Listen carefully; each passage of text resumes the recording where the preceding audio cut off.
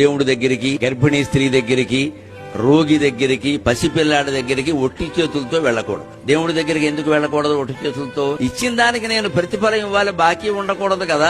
అందుకని వాడు ఇవ్వగలిగింది తులసాకు మాత్రమే, నేను ఇవ్వగలిగింది కోట్లు కదా ఇచ్చాను అంటాడు. అంటే దానికి రద్దు అయిపోతుంది. ఇక్కడ దేవుడికి అహంకార మమకారాలు ఉండవు, అందుకని పట్టుకెళ్ళమన్నారు. గర్భిణీ స్త్రీ దగ్గరికి వెళ్ళినప్పుడు ఏమైనా పట్టుకెళ్ళమన్నారు. ఎందుకంటే గర్భిణీ స్త్రీల కోరికలు ఏమి లోకానికి నష్టం కలిగించేవి, ఆవిడ ఆరోగ్యానికి నష్టం కలిగించేవి కాకపోతే వెంటనే తీరు, లేకపోతే ఆ లోపం బిడ్డలో కనపడు. మా అక్కకి మినపజోన్నం ఇష్టం అని ఓ కేజీ చేయించి పట్టుకెళ్తారు. అలా గర్భిణీ స్త్రీ దగ్గరికి వెడితే ఆవిడ కోరికలు సరదాగా ఉంటా కూడా తెలుసుకుని పట్టుకెళ్ళమని. అలాగే రోగి దగ్గరికి ఆయన ఏమి బయటికి వెళ్ళి ఏం కొనుక్కోలేడు, ఎందుకని 2 యాపిల్ పళ్ళు పట్టుకెడితే అవే తింటాడు. ఆయన అన్నం తినకూడదు కదా. మరి చిన్న పిల్లాడి దగ్గరికి ఎందుకు పట్టుకెళ్ళమని చెప్పారో తెలుసా? వాడు చాలా తెలివివాడు. ఏమీ పట్టుకెళ్ళకుండా మనం వెడితే మన సంచి తీసుకుని జిప్పు తీసి వెతికి నాకేం తెచ్చేవాడు అంటాడు. వెంటనే ఆవిడ మొహమాట ముఖ్యమంత్రి వచ్చినా అంతే అడుగుతాడు వాడు. అలా చిన్నపిల్లల చేత అడిగించుకోకుండా మనమే ఇచ్చేస్తే పరువు దక్కుతుంది. ఊరికే శాస్త్రాలు చెప్పారండి.